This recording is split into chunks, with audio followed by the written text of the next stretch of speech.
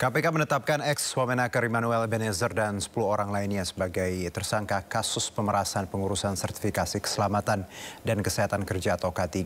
Usai menjadi tersangka, Immanuel langsung diberhentikan dari jabatannya sebagai Wamenakar.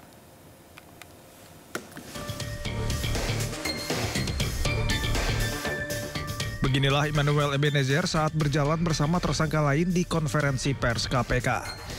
Noel tak kuasa menahan air mata saat dirinya resmi ditetapkan tersangka oleh KPK.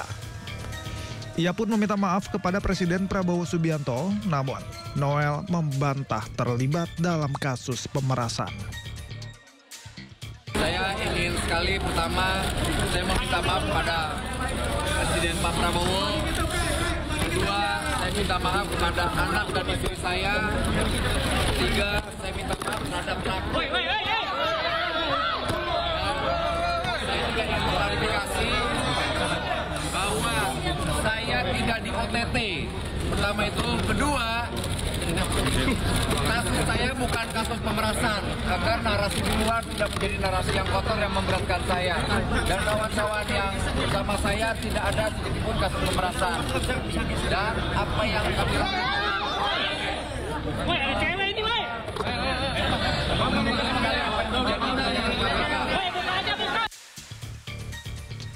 Walaupun Noel membantah terlibat dalam kasus pemerasan, namun KPK mengungkap Noel bersama 10 tersangka lainnya terbukti memeras para pekerja melalui markup atau penggelembungan biaya sertifikasi. Dalam konferensi pers di Gedung Merah Putih KPK Jakarta, Ketua KPK Setio Budianto mengumumkan bahwa Immanuel terbukti menerima uang 3 miliar rupiah. Dalam operasi senyap, KPK juga menyita 15 unit mobil, 7 sepeda motor, dan uang miliaran rupiah. Ketika kegiatan tangkap tangan, KPK mengungkap bahwa dari tarif sertifikasi K3 yang sebesar Rp275.000, tapi fakta di lapangan menunjukkan bahwa para pekerja atau buruh harus mengeluarkan biaya hingga 6 juta rupiah karena adanya tindak pemerasan dengan modus memperlambat, mempersulit, atau bahkan tidak memproses permohonan pembuatan sertifikasi K3 yang tidak membayar lebih tersebut. KPK juga mengungkap modus pemerasan yang dilakukan Noel kepada para pekerja dalam proses pengurusan sertifikasi keselamatan dan kesehatan kerja atau K3. Noel dan para tersangka di Kemenaker menaikkan tarif sertifikasi K3 dari yang seharusnya hanya Rp275.000 menjadi Rp6 juta. Markup atau penggelembungan ini naik berkali-kali lipat menjadi sekitar 2.082%. Usai KPK mengumumkan tersangka kasus pemerasan sertifikasi K3 di Kemenaker, Presiden Prabowo Subianto resmi memberhentikan Immanuel Ebenezer dari jabatannya sebagai Wakil Menteri Ketenagakerjaan. Menteri Sekretaris Negara Prasetyo Hadi menyebut surat keputusan pemberhentian Noel telah ditandatangani Presiden. Bapak Presiden telah menandatangani keputusan Presiden tentang pemberhentian Saudara Immanuel Ebenezer dari jabatannya sebagai Wakil Menteri Tenaga Kerja. Selanjutnya kami menyerahkan seluruh proses hukum untuk dijalankan sebagaimana mestinya, dan kami berharap ini menjadi pembelajaran bagi kita semuanya, terutama bagi seluruh anggota Kabinet Merah Putih. Pemerasan pengurusan sertifikat K3 ternyata memang tumbuh subur di Kementerian Ketenagakerjaan. Bahkan KPK mengungkap praktik ini sudah berlangsung kurang lebih 6 tahun sejak 2019. Tim Liputan iNews melaporkan. Apa tanggapan Wakil Ketua Jokowi Mania, San Salvator dan Koordinator Masyarakat Anti Korupsi Boyamin Saiman atas penetapan Immanuel Ebenezer sebagai tersangka korupsi? Kita simak bersama pembahasannya dalam Sido Sore yang telah kami tayangkan sebelumnya. Tim relawan Prabowo Mania 08, kami turut merasa sedih dan juga merasa terpukul atas apa yang tertimpa kepada ketua umum kami. Kami juga mengapresiasi kepada KPK yang sudah melakukan tugas dan fungsinya. Namun apa yang disampaikan, diberitakan di media sosial tidak sepenuhnya atau tidak sebetulnya itu terjadi. Oke. Ada beberapa hal yang misalnya tidak terjadi, perihal berita yang disampaikan bahwa ada puluhan mobil itu merupakan milik atau sitaan dari Wakil Menteri Ketenagakerjaan. Namun sebetulnya berdasarkan informasi yang diperoleh, sesungguhnya itu bukan bagian dan bukan milik beliau yang disita oleh KPK yang dijadikan sebagai barang bukti. Nah, kemudian perihal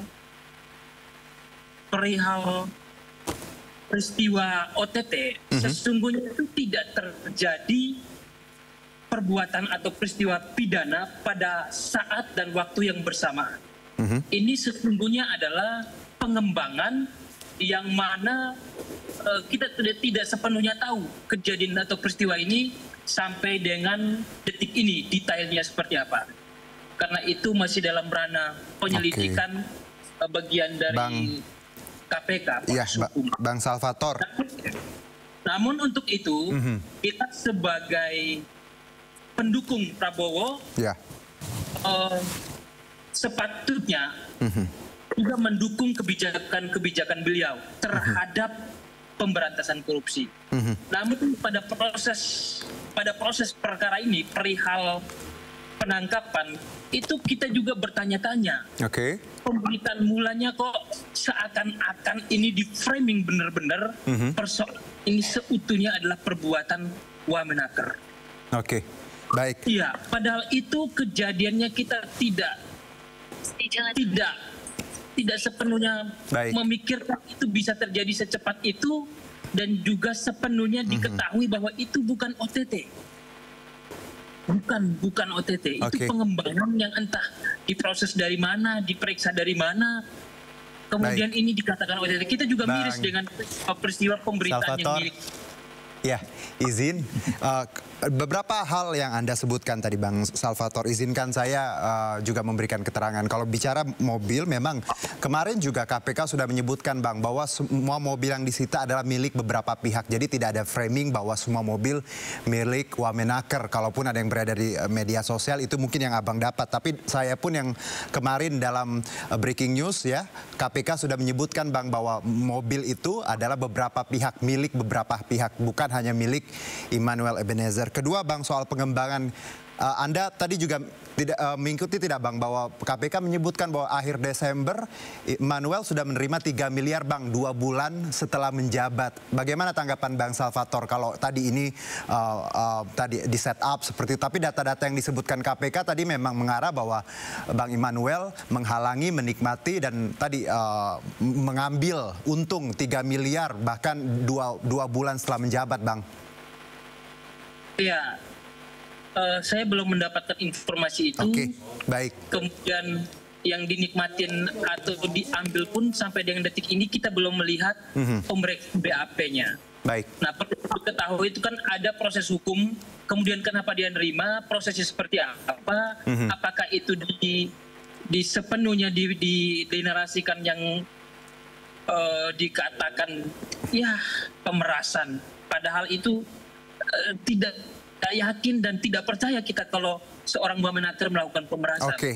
Baik, saya ke Bang Boyamin. Bang Boyamin, kalau tadi pihak banyak, ya termasuk Bang Salvator tadi tidak percaya ada pemerasan dan kalau kita lihat Anda sebagai pegiat anti korupsi juga melihat ini, bagaimana Anda melihat kasus ini? Plus tadi kita tahu bahwa 3 miliar di 2024 dan beliau juga dan timnya itu mendapatkan tidak hanya uang tapi barang-barang bergerak, kendaraan roda 2 dan nilainya fantastis. Mobil-mobil tadi juga Ducati 800 juta sampai 1 M. Gimana Bang Boyamin? Ini loh konstruksinya bahwa ini OTT, jelas OTT. Nah, pemicunya misalnya dari perusahaan perantara atau calo yang ngurus K3 itu kebetulan kemarin misalnya atau 2 hari yang lalu setor uang 1 miliar kepada oknum pejabat itu. Nah, tapi sudah di mapping oleh KPK siapa-siapa yang menikmati dan sudah berlangsung lama ini sudah gitu loh. Maka kemudian pemicu ketika ada setoran anggap aja 1 miliar 2 hari yang lalu, tapi rangkaian itu kan sudah berlangsung lama bahkan sejak tahun 2019. Tapi pemicunya ketika ada yang bisa di OTT dan kemudian siapa-siapa yang menikmati itu diangkut sekalian karena KPK pasti sudah punya datanya. Itu pertama.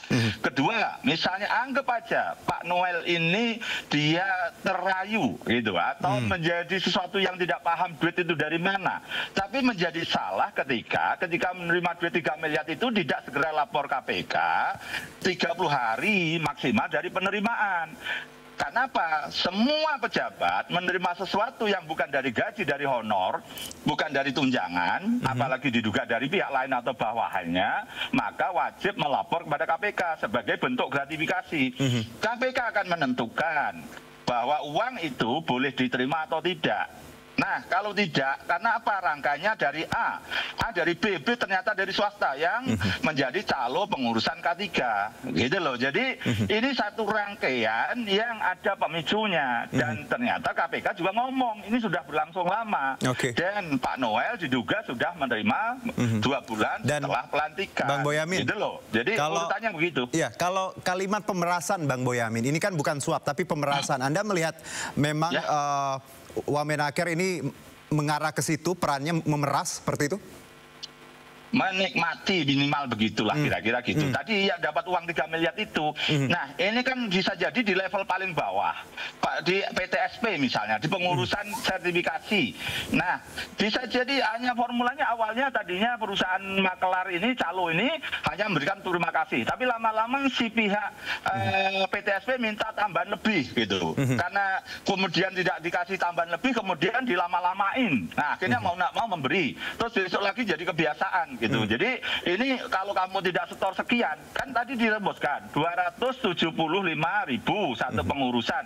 Tapi oleh perusahaan yang tanda kutip yang ngurusi segala macam itu kemudian mengutip 6 juta. Nah, 6 juta itu karena harus setoran kepada oknum. Karena oknumnya sudah mematok, bukan sekedar uang terima kasih gitu loh. Jadi ini maka rangkaian yang kewenangan negara inilah kemudian ketika ada uang mengalir dan yang aktif adalah si oknum pejabatnya, karena kalau tidak dikasih 1 juta atau 2 juta maka tidak dikasih izin, dilama-lamain. Bang Boyamin, kontennya atau rasanya atau bumbunya itu sudah bumbu pemerasan pasal 12 huruf E kecil.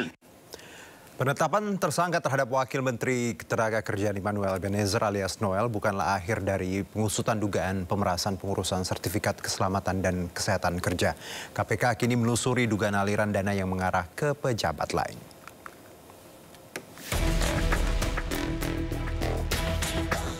KPK telah mendalami informasi terkait dugaan keterlibatan sejumlah pejabat di Kementerian Ketenagakerjaan yang terlibat dalam dugaan pemerasan pengurusan sertifikat keselamatan dan kesehatan kerja. Menurut Asep, penyelidikan tidak hanya menyasar ke pejabat aktif, tetapi juga mantan stafsus maupun stafsus menaker.